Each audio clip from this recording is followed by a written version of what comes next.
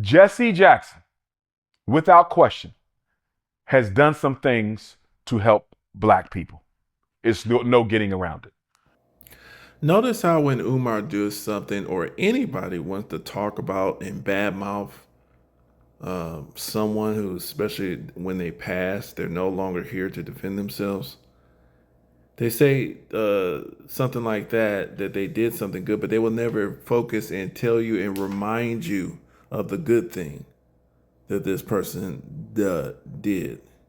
So I want to go over what the good things that Jesse Jackson did, because everybody's always talking about the bad things that they think Jesse's done. So, that's one issue I have here. That's why I'm doing this video. And I'm not even including his time with Dr. King, because we know that them two were not the best of friends during that time. We don't know nothing. See, they slickly implant these ideas in people's head as if Jesse and Dr. King had a problem with each other and were always mad at each other and they weren't friends. They weren't friends. That's crazy. But he did do some things to help black people. The one thing that will always be a point of conjecture in my memory as it relates to Reverend Jackson is whether or not he aided and abetted the assassination of Dr. King. Now, Umar is very smart. He uses the word conjecture because he's a public speaker and he's trying to be correct. And the bottom line, this is what conjecture means. It's guessing about something based on how it seems, not on proof. Okay? So this is what conjecture is. It's not proof. It's not even, it's just what you're looking at on the surface. You did no investigation. I mean, it's actually, to me, slander for somebody like Dr. Umar, who is pro-black, knowing that Jesse did such good work for black communities and not focusing on what he did good versus bringing up this conjecture, when Jesse Jackson has passed. This is actually criminal. There is a book art that you might want to read. It's written by the Dr. King family attorney. His name is William Pepper. He wrote 3 books on the Dr. King assassination. This is the lawyer art who sued the government on behalf of Queen Mother Coretta Scott King, rest in peace, and her children. And they won in court art. They proved they won. They proved that James Earl Ray did not kill Dr. King, that the Dr. King assassination was a conspiracy that was partly engineered and organized by the FBI. And he has a book. One of the books is called Orders to Kill. Another one is called The Plot to Kill Dr. King. You want to read that book. According to him, Art, according to William Pepper, Jesse Jackson may have provided intelligence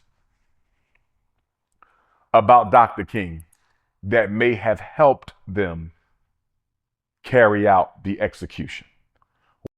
Do you know how low down it is to repeat some may have provided intelligence stuff?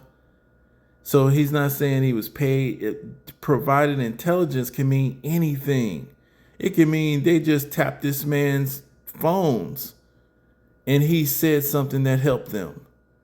It could mean any damn thing. It doesn't mean the man was compromised. For him to say it this way is just very sinister. You shouldn't even be repeating that like that, because you know what people are going to think. That people look to. And again, he's innocent until proven guilty. The ancestor, Jesse Jackson, is innocent. I want to say that respectfully for him and his family. He's innocent until proven guilty. But there was a group of community security art. So when I travel and speak, sometimes there'll be some brothers, they just volunteer to do my security because they love and support Dr. Umar. There was a group of community security in Memphis, Tennessee. I believe they were called the Invaders. They came to the hotel, Art, and they said, we are here to protect and defend Dr. King and Jesse Jackson. Allegedly, without being told by Dr. King or any of the leadership of the Southern Christian Leadership Council, He conference, he told the community security that they were not needed. I just want y'all to see something real quick. This is what we know now, and Umar should know this. Beyond conspiracy, Martin Luther King Jr. and the black undercover spy. Okay? Mario Mac McCullough was an undercover Memphis cop turned CIA. So this man was a Memphis cop and he was a CIA agent who witnessed Reverend Martin Luther King Jr.'s assassination in 1968, but was Mac also an accomplice? Yes, absolutely he was. Okay, a Memphis police did not want Martin Luther King to do the protest that he had scheduled. They were across the street. They had that whole situation set up.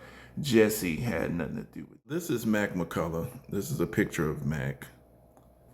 And let me show you the picture where he was at when Dr. King got killed.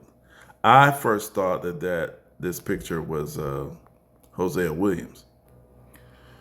So if you look at this picture here, this guy that is over, that's William McCullough. That's Mac McCullough. The guy that's actually kneeling down right over, he's a CIA agent, a Memphis police officer. He's the one that's right there. Jesse Jackson is right behind this woman. And I'll tell you. So his daughter set out to investigate the rumors and found a compelling story of Black America caught in the spying game. Now, this is the man's daughter. Now, she wants to defend her father. Okay, her father was a CIA agent and a Memphis cop. Okay, the U.S. was changed forever. 1968 accession of Martin Luther King Jr., the iconic civil rights leader, memorialized in January each year for one woman. However, the murder became a haunting, lifelong connection to history. Lita McCullough Selitsky, looks like she married a white man, is the daughter of Mac McCullough, the black police officer sensationally photographed kneeling. He had control of Martin Luther King's body, kneeling next to Martin Luther King and tending to his gunshot wound on the balcony of the Lorraine Hotel in Memphis, Tennessee. King died that evening, and Mac's involvement as an undercover police officer and later CIA spy led to a lifetime of accusations and conspiracy theories about his ties to King murder. Now keep in mind, at that time he was a Memphis police officer. And Memphis Police Department is the one that they won in court saying that it was a member of the police officer sniper team who shot Dr. King. Also, Memphis, you got to think about it, even if you don't know anything else. Memphis did not, they were fighting Dr. King with these protests. They didn't want him doing these protests. The police departments would come out and do all these different intimidation tactics to stop the protesters and shoot them with water hoses and all sorts of things, sick dogs on them. So the Memphis Police Department did not want this protest. Okay, now Mac was a member of the Memphis Police Department.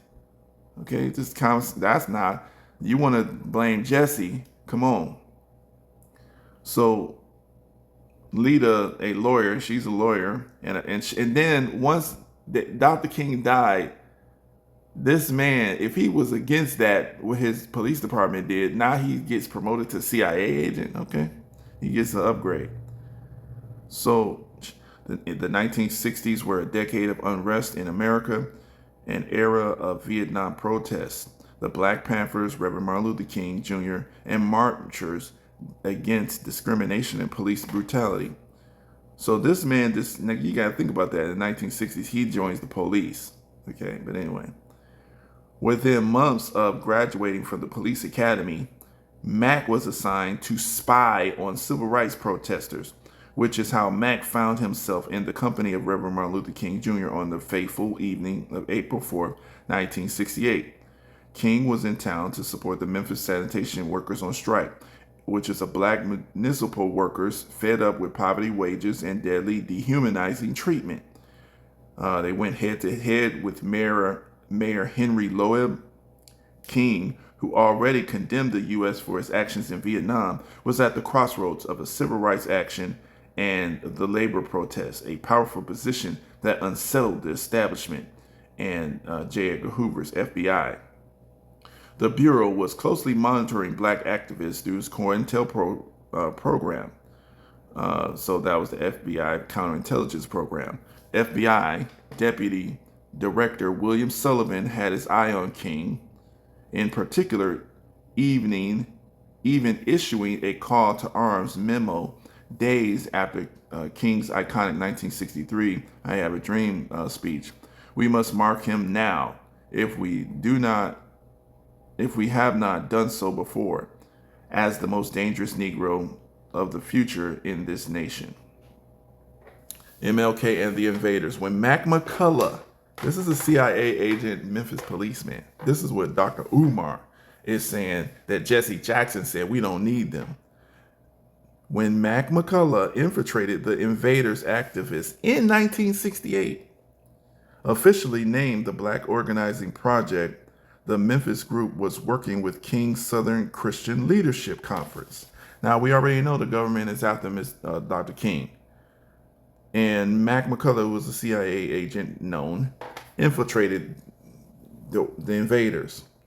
Mac's undercover job was to find out if the Invaders were radicalizing strike supporters. So he knew that he was working against Dr. King. His job was to find out if this is according to what they admit, okay, to find out if the Invaders were radicalizing strike supporters, as he helped drive King's cohorts back and forth between the SCLC and the Lorraine Motel. So this is Mac. He's providing intelligence. The dual role gave Mac a front row seat to the Memphis civil rights struggle. He attended King's speeches in the weeks before King was killed and faced a moral dilemma. On the one hand, Mac understood. So Umar tells you that Jesse refused the help of these invaders. And we're supposed to be mad at Jesse because he refused the community help, which this is a CIA Memphis police agent providing all the intelligence that the CIA, FBI, Memphis police need to do what they want to do. And he dismissed them. And some people question why Jesse Jackson dismissed the extra security. So in this one, I want to go over the good things that Jesse Jackson, and Umar could have highlighted this. He could have highlighted the good things that Jesse Jackson did. And you can criticize people, but I want us to be a little bit more sophisticated. That's one thing about what our brother Tariq Nasheed is doing. I don't agree with disrespectfully referring to our ancestors, even if some of it's true, like Marcus Garvey, in negative light. Just state the historical facts and teach why, you probably disagree with this or that.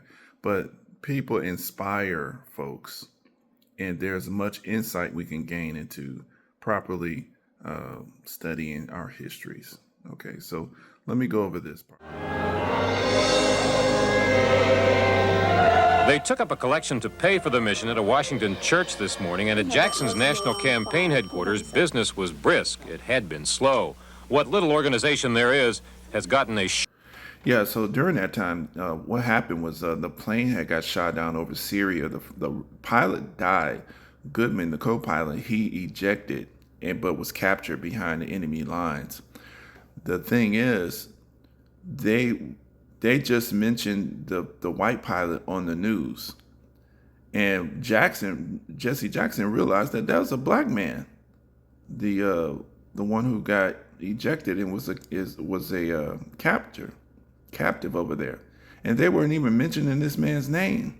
So that's the idea that Jesse went over to see if he can negotiate. Reagan wasn't going to pay for it. The government didn't pay for that. They didn't send Jesse over there. He was not an agent of the U.S. Government in that way. He was an agent of Black America, and he went to go get that woman's child. And yeah, he was running a campaign, so yes, he's going to use that, but he saved the boy's life. And this is a man who's still alive doing things. Okay, so this is just a good thing. And it was very prestigious for him to go over there and negotiate in high-level international affairs on a successful mission. Not only did he save the black pilot, but he prevented more people from getting killed. And he opened up negotiation line of communication with this country, with this foreign nation. Shot in the arm. Given that a lot of the support is at this point very soft For the others. for the other candidates, I think that Jackson's successful mission here will be the beneficiary. And the candidate himself is already twitting opponents, suggesting that their refusal to go to Syria was an act of political cowardice which will hurt them and help him. This has made Jesse Jackson a viable candidate, this trip. I was viable before I left. But the consensus seems to be that many applauding today, Republican and Democrat, regard the mission as a stunt that accidentally succeeded, that it gives Jackson a marvelous campaign issue, but that one issue hardly makes a campaign, and that a lot of concerns about the candidate and problems with this campaign are still there. Bob Fall, CBS News with the Jackson campaign in Washington. Pieced together from various sources who were there, including a phone call conversation with Jackson himself this afternoon, this is how he pulled it off in Damascus. Point one, the Syrian ambassador to the United States in Washington played a bigger role in helping get Goodman freed than people may realize. He was a booster of the Jackson mission from the beginning. Point two, Syria's Foreign Minister Haddam, quoted in public as calling Goodman a prisoner of war who would not be freed until the United States got out of Lebanon, was saying much the same in private, only tougher. The Islamic version of hell no. The Syrian foreign minister felt Goodman remaining a captive would make the United States think twice about bombing Syrian positions in Lebanon. No, Jesse Jackson told him, releasing Goodman would probably be a better guarantee against such U.S. action. As Jackson put it to Haddam, you don't change the post office by dealing with a mailman, and Goodman only delivered what the post office ordered him to deliver. Haddam was unmoved. Then the Jackson meeting with Syria's President Assad. I'm the only one in my government who's even ready to consider letting Goodman go, Assad said. Jackson's reply, if I can only have one lawyer in Syria to present my case, you're the lawyer I'd like to have. Point three, for the first time, President Assad of Syria cracked a smile. What happened after that, Y'all see Minister Farrakhan and the FOI around surrounding that brother? Y'all seen that? So this is during Jesse, this is even more radical, younger Minister Farrakhan. So yeah, so this was a black community effort, international effort, and they succeeded. already know. Well, today is a homecoming celebration, and all of us are delighted to see Lieutenant Robert Goodman free, safe, and reunited with his family. This young naval officer was flying a mission of peace, and both during and after, he exemplified qualities of leadership and loyalty, qualities of so many fine men and women in our military that we're all proud of. Reverend Jackson's mission was a personal mission of mercy, and he has earned our gratitude and our admiration. And I can't pass up the fact that we're listening to Ronald Reagan, who was a drug dealer. He introduced crack into the black community, all unbeknownst of these people at the time. But this was causing a lot of problems in the black community from Reagan, just so we know. This is a crack dealer. He was going to let Goodman die over there. He was. Lieutenant Goodman's release affords us a unique opportunity to, well, I took advantage of the opportunity to write to President of Syria and call for Syrian cooperation in securing peace in Lebanon. Last night, Don Rumsfeld left to seek diplomatic solutions to the problems of the region. And today, on this happy occasion, let all of us unite in a renewed determination to achieve a lasting stability and the withdrawal of all foreign forces from Lebanon. As I say, this is a homecoming and a very welcome and a happy one here. Thank you all for recording it for posterity. And welcome home. Thank you, sir. Thank you.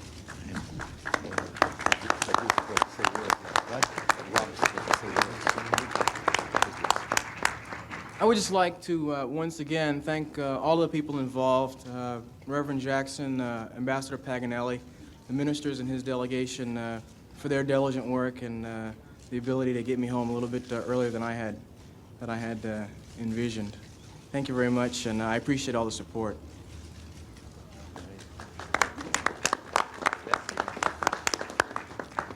Let me express thanks to the ecumenical body of ministers led by Dr. Howard, who took this risky mission of mercy on faith.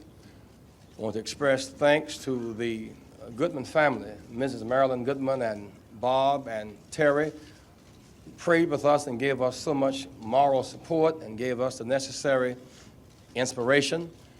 To the people around this nation who wore their blue ribbons as a measure of solidarity as we prayed together and fasted together, trying to rise above the everydayness of our lives that we might be able to secure the release of Lieutenant Robert Goodman and to gain his freedom and have a breakthrough for peace. We want to thank Almighty God who heard our sincere and earnest prayers during this hour of crisis and this hour of opportunity. It was especially meaningful to us that once we got our telegram back from President Assad, we then called Senator Charles Percy, chairman of our Foreign Relations Committee, which we thought was the appropriate thing to do.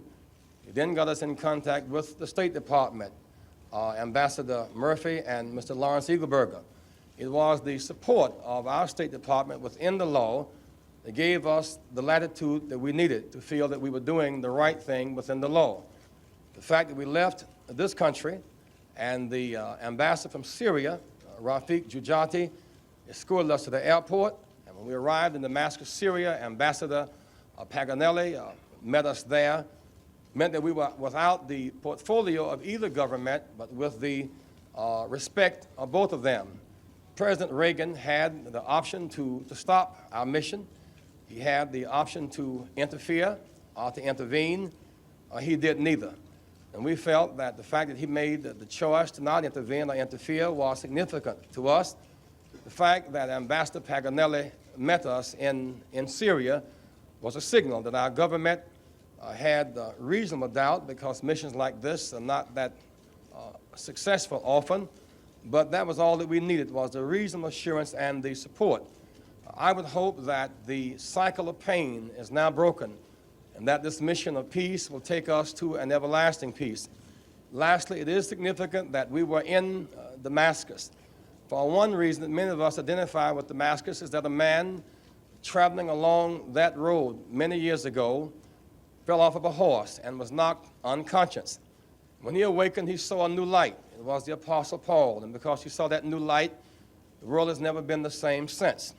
As it were, December of this past year, Lieutenant Robert Goodman was knocked from a plane and knocked unconscious. The Syrians had the right to kill him. They did not.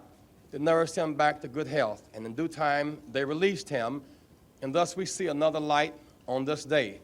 President Assad used this opportunity to seize an initiative, and we want to express our thanks to him. The fact that President Reagan has already sent him a letter is a sign that when the minds of leaders come together and their hearts agree, that we do have the capacity to save this generation from disaster. Thank you very much.